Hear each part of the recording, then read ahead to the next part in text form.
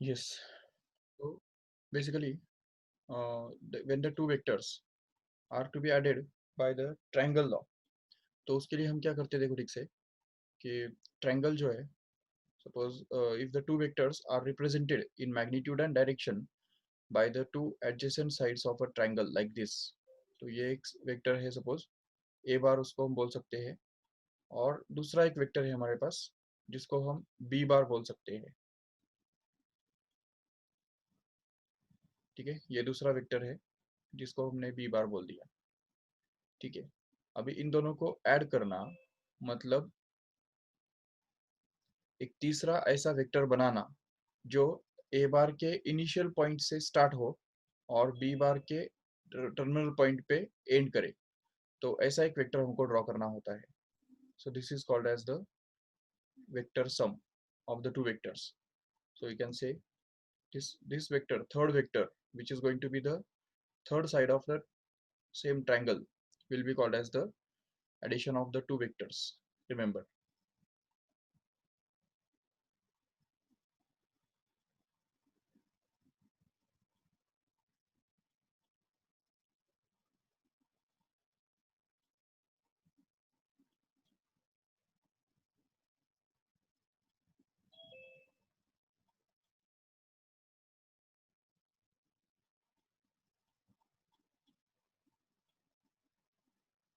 Okay, so ये हमने अभी देखा।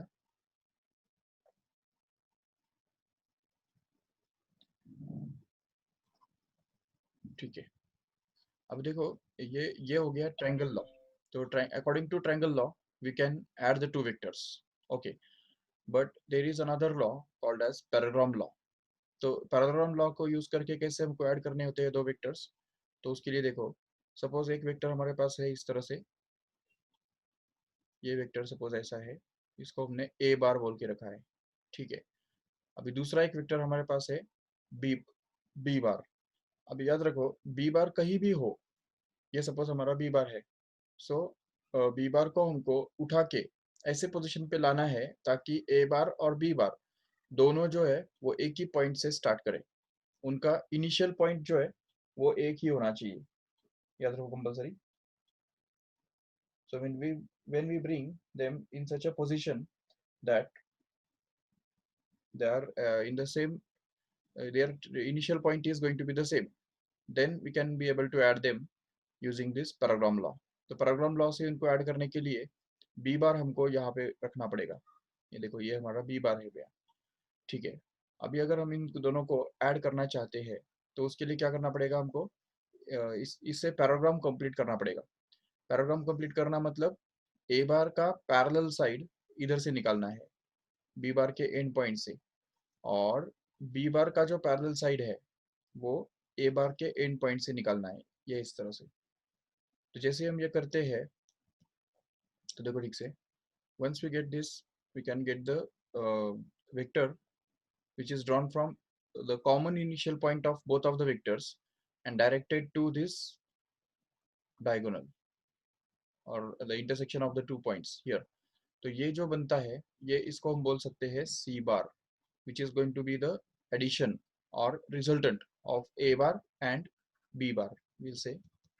तो इस तरह से ये जो है, you can say that this c bar is actually going to be equal to a bar plus b bar, where c bar is going to be the addition or resultant, we can say, of a bar and b bar, no doubt.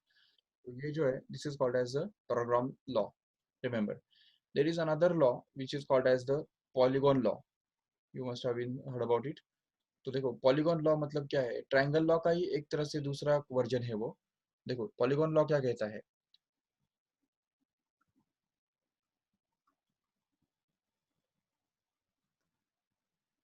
Polygon law के लिए देखो ठीक से, अगर हमारे पास बहुत सारे vectors है, मान लो एक ए बार है इस तरफ, ठीक है, इसको हमने ए बार बोल के रखा है।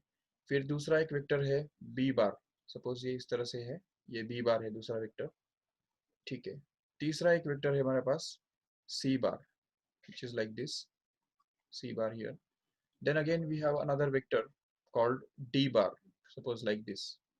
ये देखो, ये d bar है हमारा, और फिर और एक वेक्टर है सपोज f bar। इस तरह से ये हो गया एफ बार। अभी सपोज मान लो कि हमको ये सारे वेक्टर्स को ऐड करना है, ठीक है, addition of all the vectors is to be carried out. तो उसके लिए देखो सबसे पहले हमको क्या करना है, तो ए बार और बी बार का जो एडिशन है वो क्या बनेगा, तो हम दिखा सकते हैं यहाँ पे, ये देखो ए बार और बी बार का जो एडिशन है वो रेड कलर के एरो से तुमको दिख रहा है, देखो एक तरह से ये दिख रहा है। So this arrow will be called as the A bar plus B bar. Okay, उसको हम लिख देंगे चाहिए तो A bar plus B bar. Okay, now this A bar plus B bar plus C bar here. तो देखो ठीक से A bar plus B bar के अंदर हमको सी बार को ऐड करना है, तो उससे जो हमको वेक्टर मिलेगा, तो ये जो वेक्टर है वो हमको इसी एंड पॉइंट से ए बार के इनिशियल पॉइंट से स्टार्ट करके सी बार के एंड पॉइंट को हमको ज्वाइन करना होगा, और ये बन जाएगा एक्चुअली हमारा A bar plus B bar और सी बार, इन तीनों का एडिशन। तो देखो इसको हम बोल सकते हैं आराम से, this is going to be a bar plus B bar plus C bar actually, ठीक है। अब ये तो हमको मिल गया, नो डाउट। अभी क्या करना है, हमको ए bar plus B bar plus सी बार और एक वेक्टर ऐड करना है, तो इसमें डी बार को भी ऐड करना है अभी। तो डी बार को जब हम इस सम के अंदर ऐड करेंगे तो और एक वेक्टर मिलेगा जिसका इनिशियल पॉइंट तो वही रहेगा जो ए का इनिशियल पॉइंट है, लेकिन वो इस तरह से रहेगा, ये देखो ये हो गया हमारा A bar plus B bar plus C bar plus D bar, we can say, इसको हम इस तरह से लिख सकते हैं, this vector is going to be actually A bar plus B bar plus C bar plus D bar. Okay, अभी इसके अंदर हमको एफ बार ऐड करना है, तो इसको इसके अंदर जब हम एफ बार ऐड कर देंगे तो हमको और एक नया वेक्टर मिलेगा जिसको हम लिख ड्रॉ कर सकेंगे यहाँ पे इस तरह से। तो ये ए बार का इनिशियल पॉइंट तो वही रहेगा, और वहां से हमको एक वेक्टर ड्रॉ करना है ऐसे, ये देखो ये वाला। So this vector will actually be called as A bar plus B bar plus C bar plus D bar plus E bar, sorry F bar. E bar है ही नहीं यहाँ पे, हमने ई बार नहीं लिया, एफ बार ही ले लिया। तो ये जो पूरा एडिशन है ये वेक्टर बनता है। अभी इसको सिंप्लीफाई कैसे करें, तो इसको सिंप्लीफाइड फॉर्म में लिखने के लिए इस तरह से एक्सप्रेस किया जाता है कि whenever we are having the number of vectors like this, suppose this is a bar, this is b bar, this is c bar, this is d bar, suppose, and this is f bar, okay, and we want to add them up।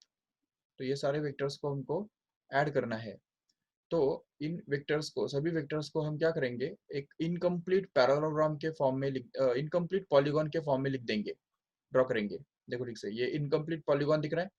अभी इस incomplete polygon को complete करने के लिए क्या जरूरी है, ये इनिशियल पॉइंट जो है ए बार का और एफ बार का जो फाइनल पॉइंट है वो हमको ज्वाइन करना है सिंपली, ये देखो इस तरह से। तो ये जैसे ही हम करते हैं तो this vector is actually called as the sum of all these vectors, a bar plus b bar plus c bar plus d bar plus f bar can be obtained to be simply equal to this vector.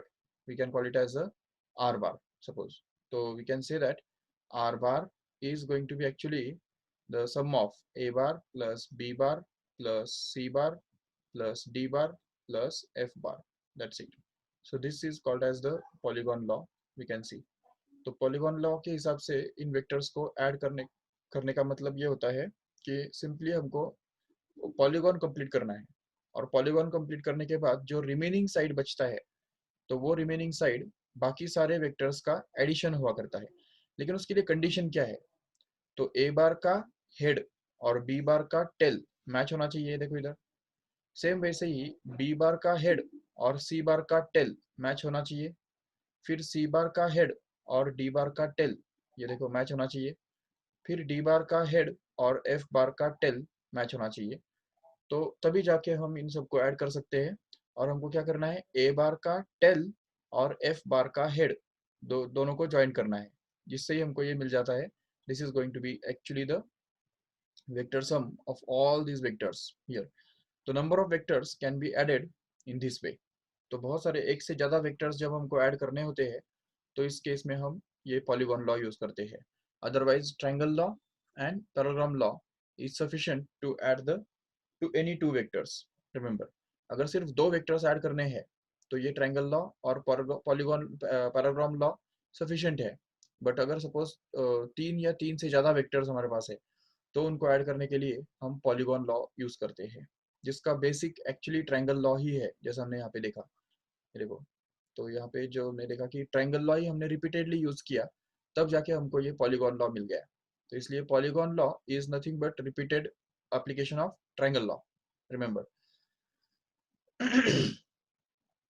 Okay, अभी ये सब जो हम कर रहे हैं, तो चलो ठीक है, एक दो वेक्टर्स को, ये ए बार और ये बी बार है, इन दो वेक्टर्स को ऐड करने से सी बार मिलता है।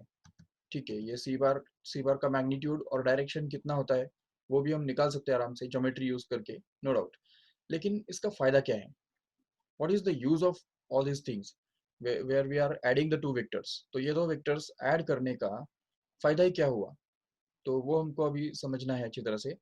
तो उसमें सबसे पहला एग्जांपल जो है वो हम देख सकते हैं आराम से कि see here, you must have been seen large number of times that whenever the rain falls, तो रेन जब फॉल होता है तो रेन के जो ड्रॉपलेट्स है वो सीधा नीचे गिरते हुए हमको दिखाई देते हैं। बिल्कुल, ये सपोज रेन के ड्रॉपलेट्स है जो नीचे नीचे इस तरफ से नीचे ट्रेवल कर रहे हैं। ठीक है, in the still air means when air is not flowing, all the raindrops will be just falling downwards with a constant velocity in this way। तो ये हो गया रेन ड्रॉप्स। ठीक है, लेकिन अभी जब हम देखते हैं कि whenever the air flows, अगर एयर फ्लो होने लग जाए, इस डायरेक्शन में अगर एयर फ्लो हो रहा है कंटिन्यूसली, ठीक है, किसी ना किसी स्पीड से अगर एयर मूव करना चालू करता है, विंड अगर फ्लो होना चालू होता है, तो ऐसे केस में क्या होता है, हम देख सकते हैं कि जो रेन ड्रॉप्स है वो इस तरह से टिल्ट हो जाते हैं, टिल्ट होके इस तरह से गिरते हैं। तो इस डायरेक्शन में ये हमको दिखाई देते हैं गिरते हुए। तो ये जो डायरेक्शन है, ये डायरेक्शन वर्टिकल के साथ कितना एंगल बनाता है और कितना बेंड होता है, या रिजल्टेंट वेलोसिटी कितना होता है रेन ड्रॉप्स का, वो अगर हमको निकालना है तो वो एक्चुअली वेक्टर सम ही यूज होता है यहाँ पे। तो this is the case where we can use the vector sum. So we can say that the velocity of the raindrops can be represented in the still air।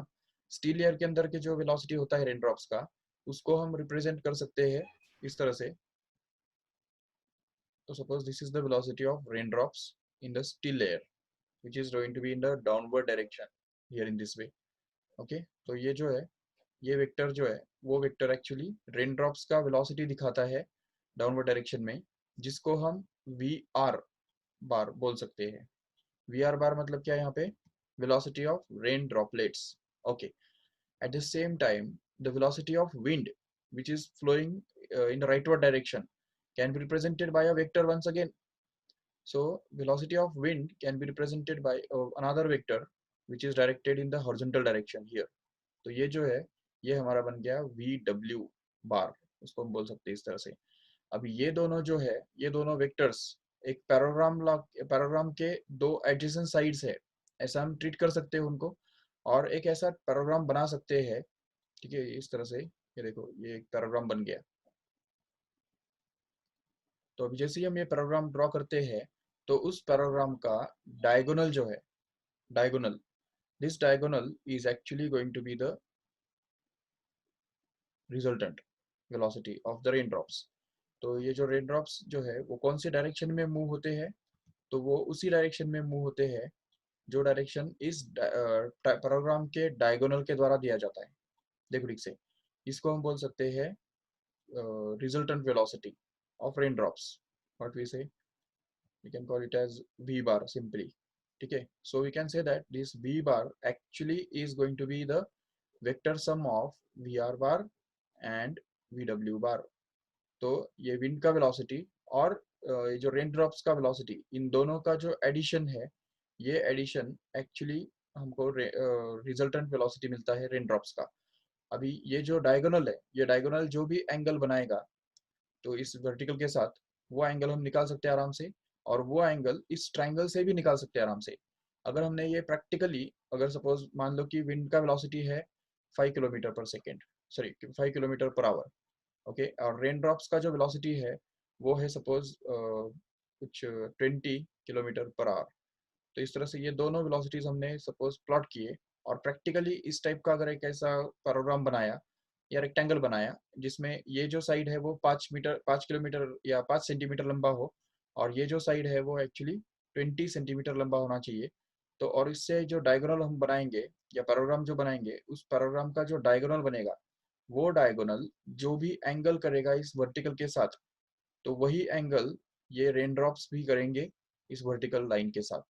तो ये हम confirm करके देख सकते हैं।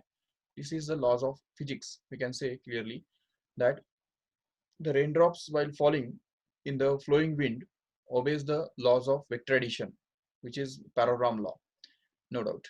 Even the second example we can see, इसका दूसरा एक एग्जांपल हम देख सकते हैं आराम से।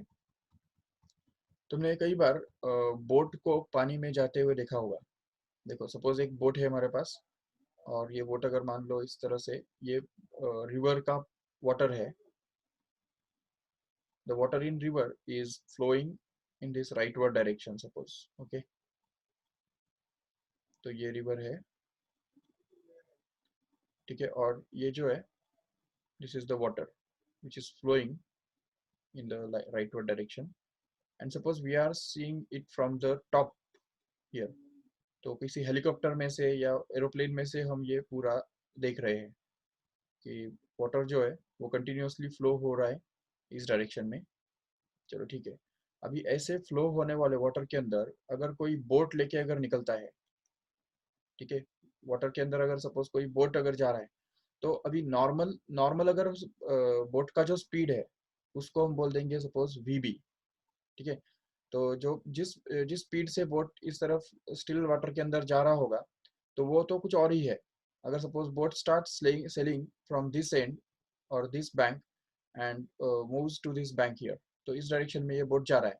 लेकिन सोचो अगर स्टिल वाटर है तो ये बोट यहाँ से ए पॉइंट से स्टार्ट करेगा और बी पॉइंट पे पहुंच पाएगा, बिल्कुल, नो डाउट, अगर स्टिल वाटर है तो। लेकिन अगर वाटर ऑलरेडी मूव हो रहा है, अगर वाटर इस तरह इस डायरेक्शन में अगर फ्लो हो रहा है, तो ऐसे हालत में ये बोट जो है वो ए से स्टार्ट तो करेगा, नो डाउट, लेकिन क्या बी पे पहुंच पाएगा? बिल्कुल नहीं। वो यहाँ पे इधर की तरफ भी पहुंच जाएगा, यहाँ पे इस तरफ पहुंचेगा। तो उसका जो पाथ है वो अगर हम ट्रैक करेंगे तो ये इस तरह से होगा। तो boat will just flow in somewhat tilted direction and will reach at this point C here, which is away from this point B here. तो B पॉइंट से के अलावा एक पर्टिकुलर डिस्टेंस ट्रेवल करके वो यहाँ पे जाके लैंड अप करेगा। तो ये क्यों हुआ? ये अकॉर्डिंग टू पैराग्राम लॉ ही हुआ। फिर से हम देख सकते हैं यहाँ पे कि बोट का जो स्पीड है, तो बोट का जो स्पीड है वो इस डायरेक्शन में है, और उसको हम डिनोट कर सकते हैं वी बी अगर चाहिए तो। वी बी बार का मतलब क्या हो गया? It is the vector or velocity of boat itself, okay, and at the same time this water is also flowing in this direction here, तो water का जो velocity है उसको भी तो हमको किसी वेक्टर से डिनोट करना होगा, so it can also be expressed as a vector which is directed in this direction here, and we can call it as vr, okay, or vw we can say. vw stands for velocity of water in the river, okay। तो अभी VW है हमारे पास, V भी है हमारे पास है। तो अभी इन दोनों से अगर हम एक पैराग्राम बनाएंगे, तो उस पैराग्राम का जो डायगोनल है, वो डायगोनल का जो डायरेक्शन होगा, वही डायरेक्शन यहाँ पे हमको मिलेगा बोट का इस बैंक के साथ या परपेंडिकुलर लाइन के साथ। तो इस तरह से हम ये देख सकते हैं कि जिस स्पीड से बोट आगे बढ़ेगा, वो स्पीड भी हम कैलकुलेट कर सकते हैं by using this length of this vector here. Diagonal का जो लेंथ है वो एक्चुअली हमको बोट का नेट स्पीड हमको देगा। तो बोट का जो नेट स्पीड है उसको हम वी बार बोल सकते हैं। It is going to be actually the vector sum of the original speed of the boat in the absence of moving water और the flow of water plus the speed of water in the river. तो water का जो velocity है, तो ये दोनों का addition जो है, वेक्टर सम जो है, वो हमको मिल सकता है as a velocity of the resultant velocity of the boat in this way. तो ये दो एग्जांपल्स से हमको बिल्कुल क्लियर हो जाता है कि किस तरह से ट्रायंगल लॉ या पैराग्राम लॉ वर्क करता है. No doubt we can also use the triangle law here. देखो ये जो है ये वीबी है, वीबी बार इस डायरेक्शन में हमने ड्रॉ किया है. यहाँ पे बोट का जो वेलोसिटी है वो इस डायरेक्शन में हमने ड्रॉ किया है, वीबी बार उसको बोल सकते हैं आराम से. चलो ठीक है. अभी वी वी डब्ल्यू बार जो है ये वाला जो वेक्टर है वो हॉरिजॉन्टल डायरेक्शन में है, तो उसको हम ऐसा भी ड्रॉ कर सकते हैं यहाँ पे. और फिर ट्रायंगल लॉ अगर यूज करेंगे तो हमको वही वेक्टर मिलेगा जो वेक्टर हमको अभी अभी मिला हुआ है. देखो ठीक से, तो ट्रायंगल लॉ यूज करने के बाद वही वेक्टर मिलेगा जो यहाँ पे हमको ऑलरेडी मिला हुआ है. ये जो वेक्टर है वही वेक्टर हमको इधर भी मिल रहा है. ये देखो according to the triangle law here, only the difference is that this is VB bar here and this is VW bar here. तो VB बार और VW बार इन दोनों को जब हम ऐड करेंगे तो इससे हमको सेम वेक्टर मिलेगा, चाहे ट्रायंगल लॉ यूज करो या चाहे पैराग्राम लॉ यूज करो. ठीक है. अभी देखो कुछ स्पेशल केसेस हम देखेंगे इस सेक्शन में जो कि इम्पोर्टेंट है. देखो सपोज अगर मान लो कि दो वेक्टर्स हमको ऐड करने हैं. ठीक है. अगर मान लो एक वेक्टर जो है वो P बार है, उसको हम बोल देंगे P बार. ठीक है. और दूसरा वेक्टर जो है वो एग्जैक्ट सेम डायरेक्शन में है, सपोज Q बार है ऐसे. तो P बार और Q बार इन दोनों को जब हम ऐड करेंगे तो हमको एक ही सिंगल ऐसा वेक्टर मिल जाएगा जो इस डायरेक्शन में ही होगा और जिसका मैग्नीट्यूड, जिसको हम अगर R बार बोल सकते हैं, तो R bar can be suppose to be P bar plus Q bar, and at the same time mod of R bar, means magnitude of this vector R bar is actually going to be equal to the magnitude of P bar plus magnitude of Q bar. So this relationship will be valid only when the two vectors are parallel or in the same direction of each other. तो अगर दो vectors बिल्कुल same direction में है तो तभी हम ऐसे बोल सकते हैं यहाँ पे कि दोनों वेक्टर्स जो है वो दोनों वेक्टर्स का जो एडिशन है वो यहाँ पे ये आर बार होगा. और उस वेक्टर का जो मैग्नीट्यूड है, एडिशन का जो मैग्नीट्यूड है, आर बार का जो मैग्नीट्यूड है वो पी बार के मैग्नीट्यूड और क्यू बार के मैग्नीट्यूड के सम के बराबर होगा. बिल्कुल. लेकिन एक दूसरा सिचुएशन देखो, जब यहाँ पे पी बार इस डायरेक्शन में है, नो डाउट, बट अगर क्यू बार जो है वो अगर ऑपोजिट डायरेक्शन में है ऐसे, ये देखो ये क्यू बार है जो कि ऑपोजिट डायरेक्शन में है अभी.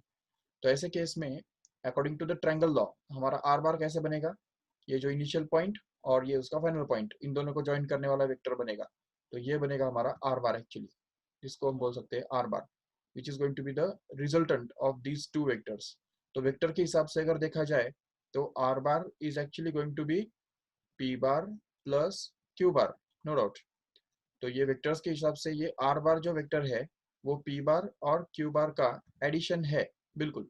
लेकिन अगर मैग्नीट्यूड्स के हिसाब से देखा जाए तो इसका जो मैग्नीट्यूड है और इसका जो मैग्नीट्यूड है इन दोनों को जब हम सब्ट्रैक्ट करेंगे तब जाके हमको इसका मैग्नीट्यूड मिलने वाला है.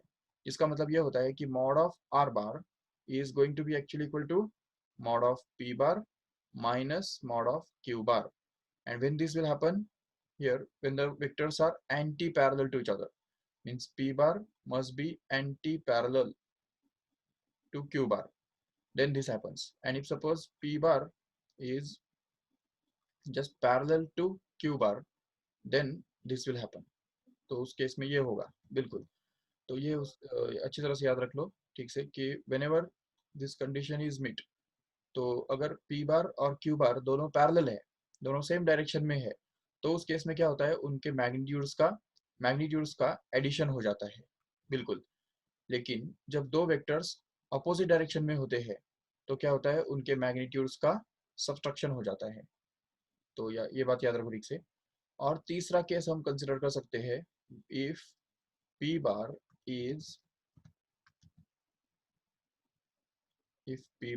Is perpendicular to q bar. तो अगर p बार और q बार परपेंडिकुलर है, just like this, suppose this is p bar and this is q bar which are perpendicular to each other, तो ऐसे केस में इनका जो रिजल्टेंट बनता है तो वो रिजल्टेंट हमको कैसे मिलेगा, तो ये देखो ये उसका पैराग्राम बनेगा. पैराग्राम क्या, वो तो रेक्टेंगल बनेगा एक्चुअली, और उस रेक्टेंगल का जो डायगोनल है, ये डायगोनल माना हमारा रिजल्टेंट वेक्टर होगा, ये आर बार होगा। तो we can say that R bar is actually going to be equal to P bar plus Q bar. तो वेक्टर के हिसाब से अगर देखा जाए तो पी बार और क्यू बार का वेक्टर सम कौन है, आर बार है, बिल्कुल। लेकिन अगर मैग्नीट्यूड के हिसाब से देखा जाए तो क्या आप समझ सकते हैं, देखो ठीक से, ये जो पी बार का मैग्नीट्यूड है उसको हम मॉड ऑफ पी बार बोल सकते हैं, और ये क्यू बार का जो मैग्नीट्यूड है, मतलब उसका जो लेंथ है, उसको मॉड ऑफ क्यू बार बोल सकते हैं, और ये आर बार का जो मैग्नीट्यूड है उसको are bar mod of R बार बोल सकते हैं। अब ये तीनों जो है एक राइट एंगल ट्रायंगल फॉर्म कर रहे हैं कि नहीं, ये देखो, ये पी बार है, ये क्यू बार है, और ये आर बार है। तो ये तीनों अगर राइट एंगल ट्रायंगल फॉर्म कर रहे हैं तो their lengths should satisfy the Pythagoras theorem, right. तो पाइथागोरस थ्योरम यहाँ पे हमको मिलना चाहिए। तो इसका मतलब हम ये बोल सकते हैं कि mod of R bar square must be actually equal to mod of p bar square plus mod of q bar square, which is nothing but the Pythagoras theorem actually.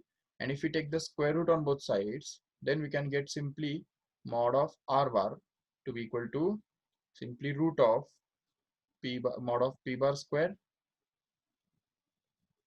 plus mod of q bar square. तो ये तीन situations जो है वो हम अच्छी तरह से याद रख सकते हैं। These are the three cases, special cases we can say. तो सबसे पहला केस हमने क्या देखा, when p bar is parallel to q bar, what happens in that case, r bar is going to be equal to p bar plus q bar, and actually the magnitude of r bar, which is denoted by r only, is going to be actually equal to p plus q, ऐसा भी हम बोल सकते हैं आराम से। So R is equal to P plus Q. This happens in case when the two vectors are parallel to each other. Or we can say if the two vectors are having the angle between them 0. Theta equal to 0 degree, मतलब ये क्या हो गया, दो vectors parallel हो गए, बिल्कुल। तो ये पहला केस हो गया, देखो ठीक से, this is the first case we can discuss about. The second case where the vector p bar is anti-parallel to the vector q bar, which also means that the angle between the two vectors is going to be 180 degree. check, अगर ये p bar और q बार ऐसे है, एक p बार इस तरफ है और q बार इस तरफ है, तो उनके बीच में एंगल क्या होगा, 180 डिग्री होगा कि नहीं, बिल्कुल एग्जैक्टली 180 डिग्री होगा। अगर वो ऑपोजिट है तो ये एंगल 180 डिग्री बनता है, क्योंकि p बार इस तरफ है और q बार उसके ऑपोजिट डायरेक्शन में है। तो ऐसे केस में उनके बीच में एंगल 180 डिग्री बनता है। और ऐसे केस में क्या होता है कि r bar is going to be equal to p bar plus q bar plus but magnitude of r bar is going to be actually equal to the difference of the magnitude of p bar and q bar. So in the simple words we can say that r means magnitude of r bar, which is denoted by r, is going to be actually the magnitude of p bar, that is p, minus magnitude of q bar, simply q. तो ये जो है r is equal to p minus q बनता है जब theta 180 होता है, ये एक बात। और तीसरी बात हम ये बोल सकते हैं यहाँ पे कि simply R bar when P bar and Q bar are perpendicular to each other, just wait, see when P bar and Q bar are perpendicular to each other, then what happens is r bar can be expressed as a diagonal to of the rectangle formed by this p bar and q bar, and the magnitude of r bar can be given by this formula here. So we can see that mod of r bar square is actually going to be equal to mod of p bar square plus mod of q bar square, which can also be written as r is equal to, तो r को हम इस तरह से लिख सकते हैं, simply root of p square plus q square, that's it. So this is the relationship between the magnitudes of p, q and r as well, in case when the two vectors are perpendicular to each other, remember. So these are the three special cases which we can discuss about in the previous example. अभी अभी जो हमने देखा था उसके अंदर check करो एक बार, ये देखो अभी अभी जो एग्जांपल हमने देखा था, तो उस केस में हमने देखा कि अगर सपोज एक बोट है, मान लो कि ये बोट जो है, सेम एग्जांपल ले लो, same example same situation, this is the river and suppose the water in the river is flowing in this right direction, right direction में फ्लो हो रहा है वाटर, जो जो कि वी डब्ल्यू स्पीड से फ्लो हो रहा है, वाटर का स्पीड वी डब्ल्यू है, ठीक है।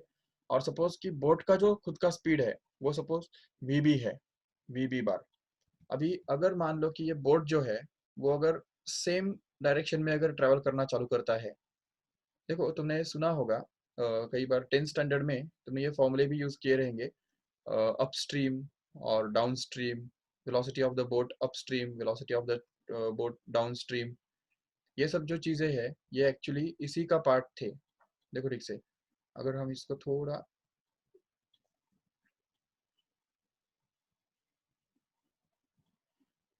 देखो ठीक से, अभी अगर सपोज एक रिवर है और उसका जो वाटर है इस डायरेक्शन में फ्लो हो रहा है, this is the direction in which the water in the river is flowing, okay, and suppose that there is a boat, ये suppose boat है और ये बोट अगर इस तरफ ट्रैवल करना चालू करता है इस डायरेक्शन में, already water is moving with the speed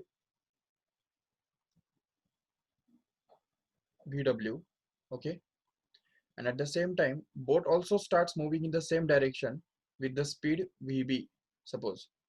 तो अगर ये दोनों सेम डायरेक्शन में अगर जा रहे हैं तो क्या होगा, वाटर का जो स्पीड है और बोट का जो स्पीड है ये दोनों स्पीड एक्चुअली ऐड हो जाएंगे और बोट कौन से स्पीड से ट्रेवल करेगा, so we can say that the net speed of the boat will actually be equal to vb plus vw। मतलब बोट के नॉर्मल स्पीड के अंदर जो वाटर का जो स्पीड है वो एक्चुअली ऐड हो जाएगा। क्यों ऐड हो गया, क्योंकि दोनों के बीच में डायरेक्शन कितना है, मतलब एंगल कितना है, 0 है। तो यही रीजन है कि क्यों ये दोनों स्पीड्स ऐड हो गए।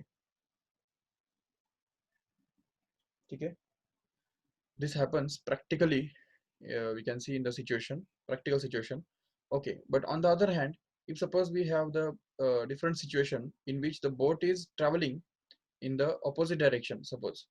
तो अब यहाँ पे अभी थोड़ा सिचुएशन चेंज करते हैं। मान लो कि बोट जो है वो इस डायरेक्शन में नहीं जा रहा है बल्कि सपोज ऑपोजिट डायरेक्शन में जा रहा है। ये देखो बोट का जो स्पीड है,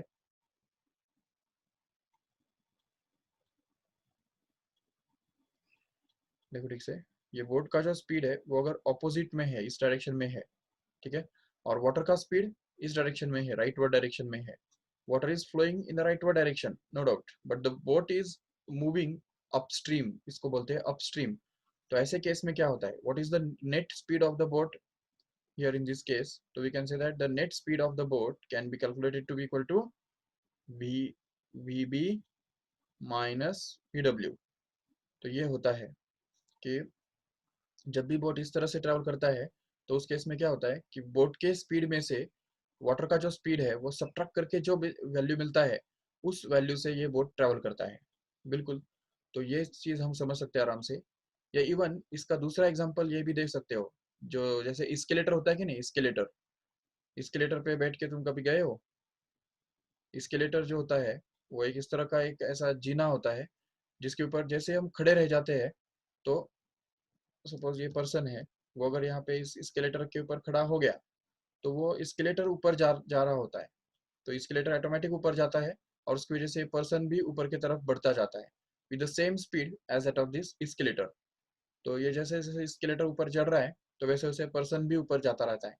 ठीक है, लेकिन अगर ये पर्सन जो है वो पर्सन भी अगर ऊपर ऊपर अगर चढ़ने लग जाए, अगर वो पर्सन भी एक स्टेप स्टेप स्टेप अगर ऊपर चढ़ने लग गया, तो उस केस में क्या होगा कि ये दोनों का जो वेलोसिटी है वो ऐड हो जाएगा। बिल्कुल, मतलब स्केलेटर का वेलोसिटी अगर मान लो कुछ 11 मीटर पर सेकेंड है और at the same time person is moving with the speed of 2 metre per second suppose, 2 metre per second, then what will happen in this case is the person will just move upwards with the speed of 13 metre per second, 13 metre per second. देखा ऐसा कभी?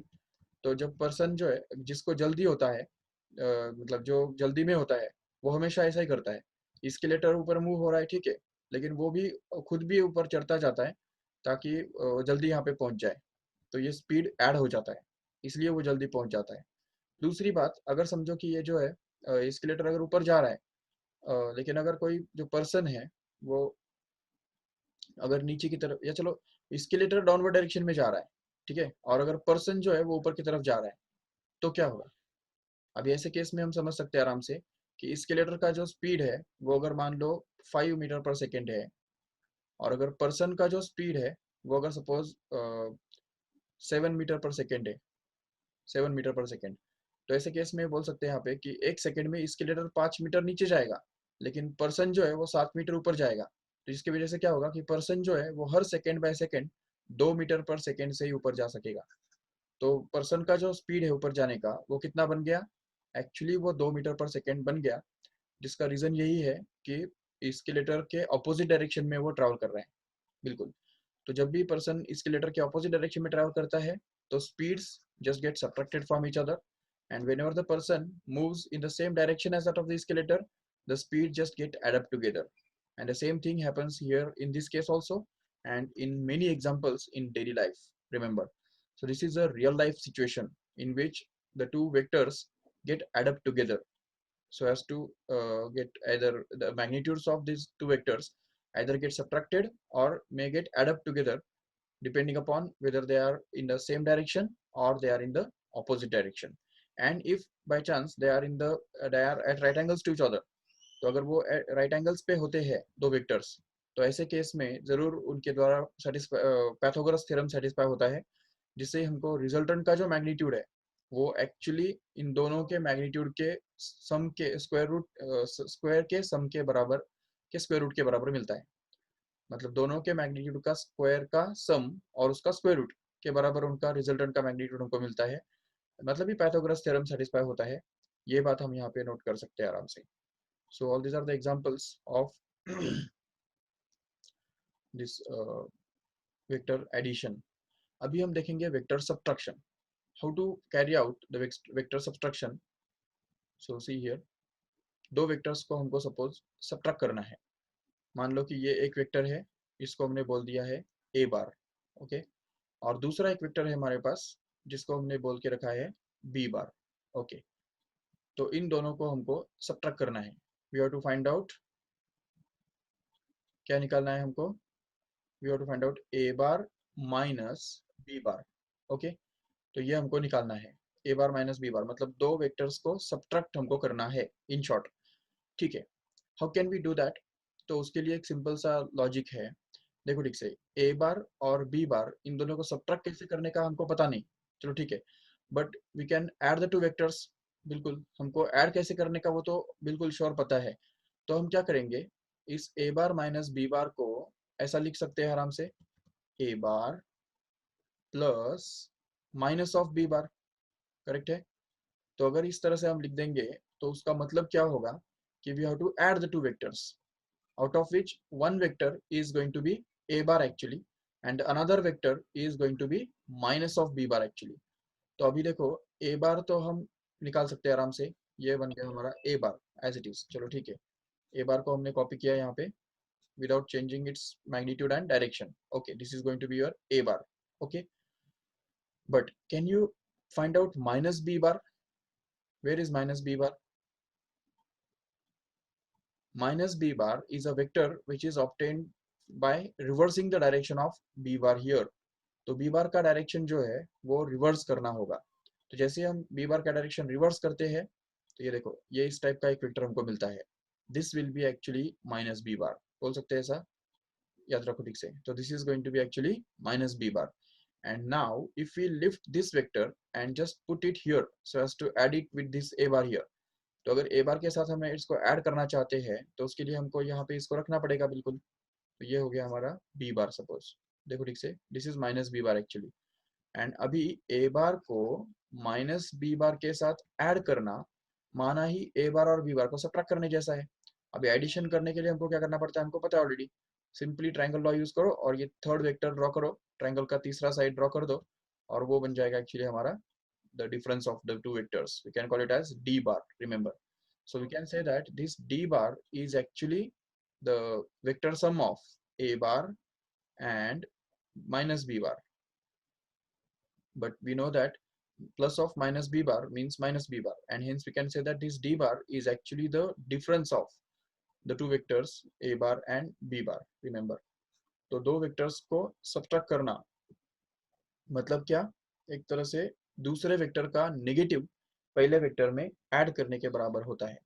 अभी देखो ये vector addition जो है वो हमने ट्रायंगल लॉ से परफॉर्म किया, बिल्कुल।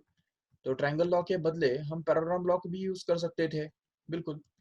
देखो अगर हमारे पास ये ए बार है और ये बी बार है और इसका हमको सब्ट्रैक्शन करना है, तो उसके लिए हमने सबसे पहले क्या किया, बी बार को उल्टा कर दिया, बी बार का डायरेक्शन उल्टा किया, जिससे हमको माइनस बी बार मिल गया। ये हमारा माइनस बी बार है, ठीक है। अभी इस माइनस बी बार को अगर हम ए बार के अंदर ऐड करना चाहते हैं, और वो भी अगर पैराग्राम लॉ से, तो उसके लिए हमको इस बी बार को उठा के यहाँ पे लेके जाना पड़ेगा, ताकि उन दोनों के इनिशियल पॉइंट्स सेम रहे। ये देखो ऐसे, ये बन गया हमारा माइनस बी बार एक्चुअली। तो ये माइनस बी बार है। अब ये ए बार और ये माइनस बी बार, इन दोनों को हमको अगर ऐड करना है, तो उसके लिए एक पैराग्राम ड्रॉ करना पड़ेगा फिर से। ये बन गया पैराग्राम। तो ये देखो, अभी इस पैराग्राम का जो डायगोनल है, ये डायगोनल एक्चुअली ए बार और माइनस बी बार का एडिशन कहलाएगा। याद रखो ठीक से, ए बार और माइनस बी बार का एडिशन है ये। इसको हम बोल सकते हैं डी बार। तो d bar can be suppose to be sum of a bar and minus b bar, but a bar plus minus b bar means a bar minus b bar only. तो a बार और b बार को subtract करने का दूसरा तरीका हमको मिल गया। देखो ठीक से, तो हमने क्या किया, a बार को में से b बार को सब्ट्रैक्ट किया, मतलब ही a बार के अंदर माइनस b बार को ऐड किया। तो एडिशन चाहे कैसे भी करो, फिर ट्रायंगल लॉ से करो या पैराग्राम लॉ से करो, कोई फर्क नहीं पड़ता। the answer is going to be the same। देखो याद करो, यही आंसर हमको पहले भी मिला था। डी बार का मैग्नीट्यूड और डायरेक्शन यही हमको मिला था पहले भी। तो इसलिए हम देख सकते हैं आराम से कि दो वेक्टर्स को सब्ट्रैक्ट करना, माना जिस वेक्टर को हमको सब्ट्रैक्ट करना है उसको उल्टा करके ऐड करने के बराबर होता है। To subtract a vector from another vector is equivalent to add the negative of second vector in the first vector, बिल्कुल। तो ये सिंपल सी बात हमको समझनी है। And this is all about the subtraction of two vectors, remember। So what we are done today, see सबसे पहले हमने देखा,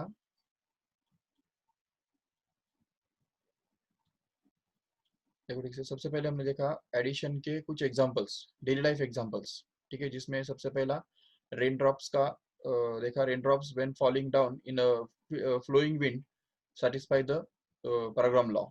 दूसरा एग्जांपल हमने देखा विंड का, सॉरी रिवर वाटर के अंदर, जब रिवर के अंदर जब वाटर फ्लो होता है, तो उसके अंदर जब बोट मूव करता है, तो उस बोट का जो स्पीड है, नेट स्पीड, वो एक्चुअली पैराग्राम लॉ ओबे करता है, या लॉ ऑफ वेक्टर एडिशन ओबे करता है।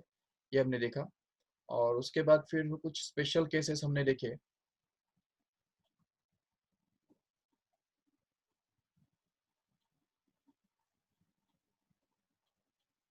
Okay, we have seen to some three special cases when theta is equal to 0, theta equal to 180, and what happens when theta is equal to 90। ये तीसरा case जो है वो थीटा इक्वल टू 90 वाला case है, समझ सकते हो, क्योंकि परपेंडिकुलर माना ही 90।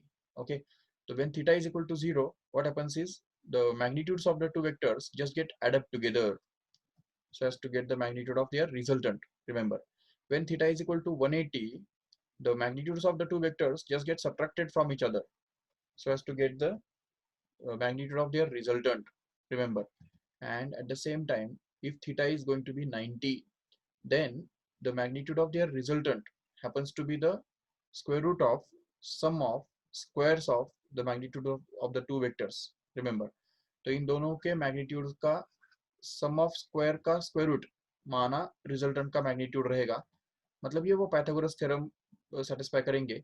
ये बात हमने इसमें देखी। एंड लास्ट में हमने देखा व्हाट इज द डिफरेंस और subtraction of two vectors. whenever we want to subtract this b bar from a bar, what we have to do is we have to reverse the direction of this b bar and get this minus b bar and add this minus b bar with a bar here। तो minus b बार को ए बार में add करना माना ही ए बार में से B bar को subtract करने जैसे है।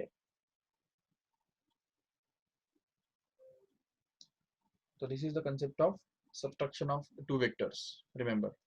And also we have seen that this addition can be performed by either triangle law or paragram law as we want। So this is going to be the vector subtraction। So these are the topics we have discussed today। So